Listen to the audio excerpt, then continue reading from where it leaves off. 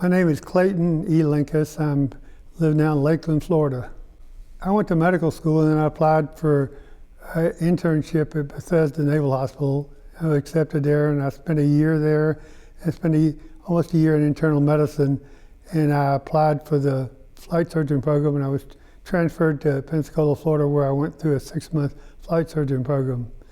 It was interesting. We got to fly, got solo. We went through survival training in Eglin.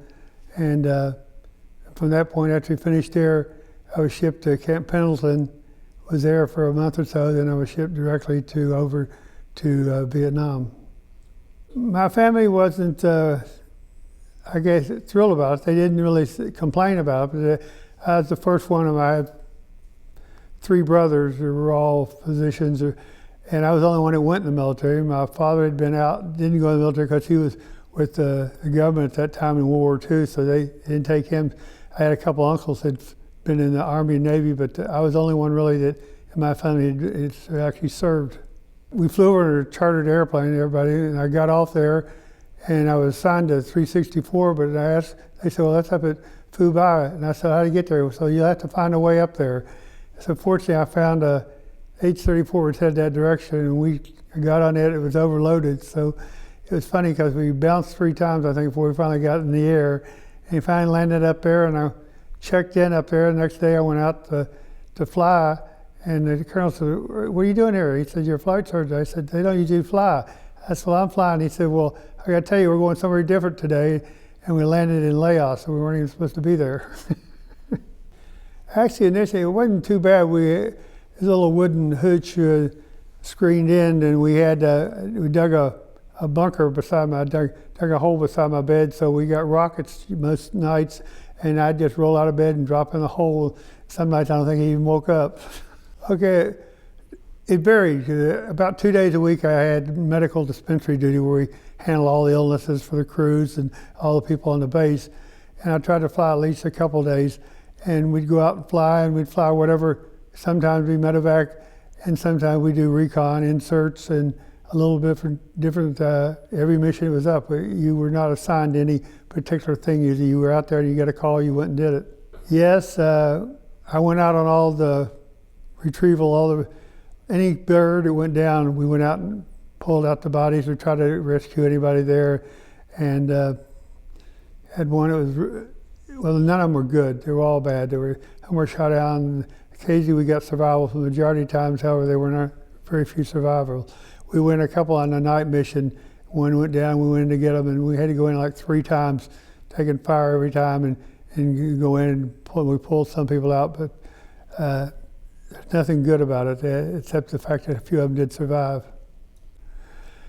A lot of strange things to remember. There's a lot of good and some bad, but I remember one Christmas we were flying, and the pilot was dressed up like Santa Claus, and we were taking beer to one of these hilltop places where you can only get in and then out with helicopter. They were put in by helicopter and taken out, and we didn't even get shot at that whole day.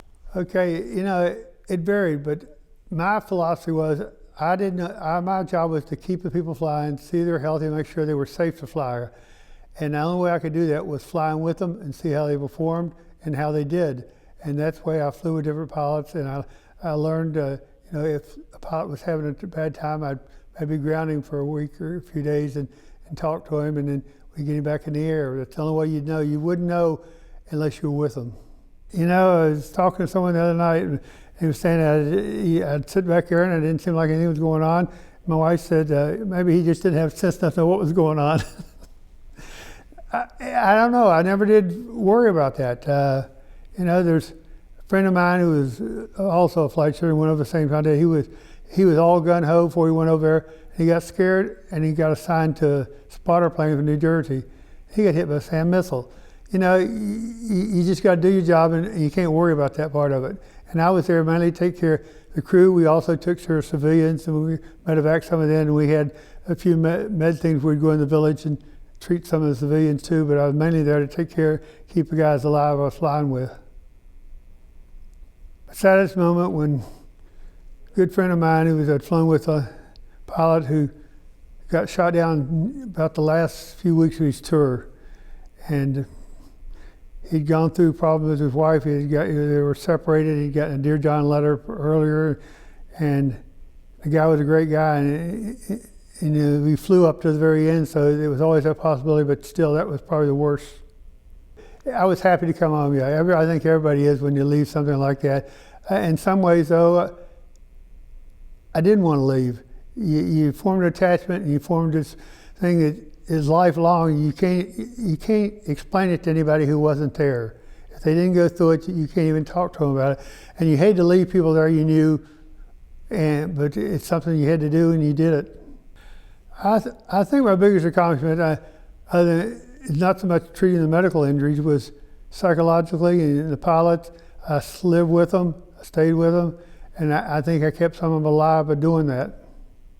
The pilots, crew, and the grunt, everybody went over there to fight for America, not necessarily for any political idea. And the problem was they were controlled by politics. You had no fire zones, you had areas this, you couldn't do that, you couldn't do this. But if they let the military run the war, I think it would have changed a lot different. Oh, I'm sure, not at all. It was totally different. I mean, it's just like, some of the guys say you call a baby killer. I didn't so much hear that because when I went back to Pensacola, which is a naval town. I was stationed at a naval base, and so the people there were more receptive to that type of thing rather than going back to a big city where they didn't have any service bases.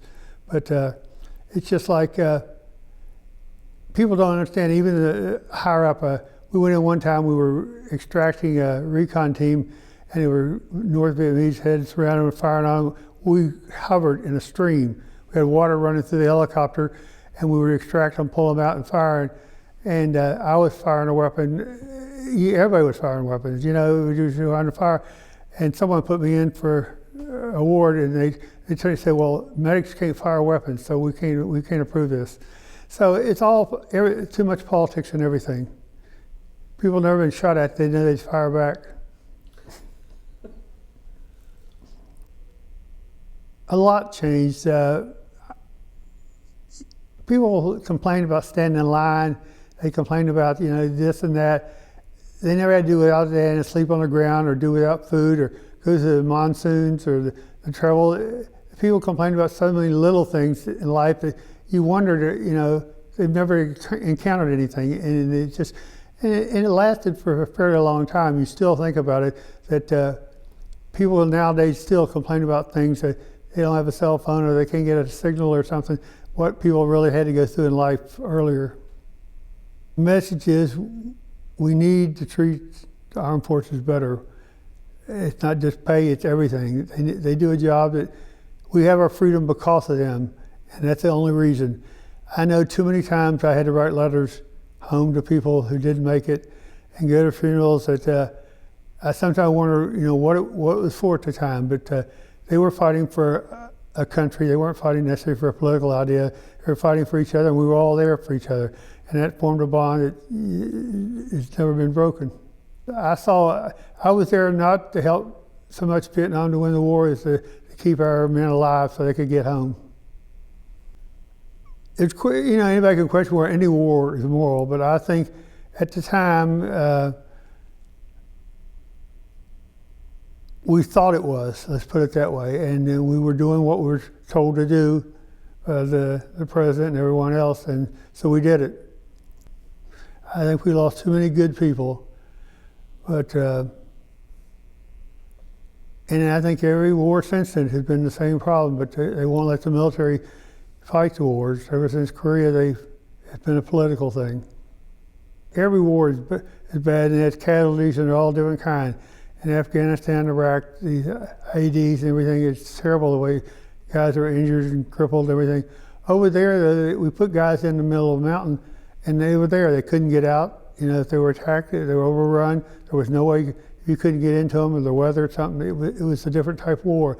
Every war has its own approach, and I think we need to do as much as we can to make it easier or prevent the war. From the time I got over there, that's what got me into my lifetime career, emergency medicine, which I've done all my life.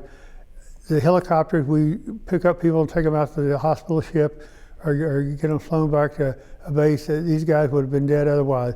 And as a result of that, it improved the medevac capability. So now guys can get wounded, can be back in Germany the next day even. and no doubt it saved lives. And it's also, like I say, created emergency medicine foundation in this country, and we still use medevac. When the helicopters come in at the emergency room, it reminds me of being over there. And it brings back good and bad memories, but it's familiar sound. I mean, you spend all this time hearing helicopters, and then you hear them. Okay, we get in 3 or 4 or maybe 5 a day coming in the emergency room for traumas, alerts, and so it brings back some good memories, yes. Actually, it was the best part of my Navy career was working with the Marines. Some of the greatest pilots and crewmen I ever knew, and they were good. What got me was that some of them got frustrated because of the politics of things and dropped out later and didn't stay in. But as far as the crew and the men, there was no better people.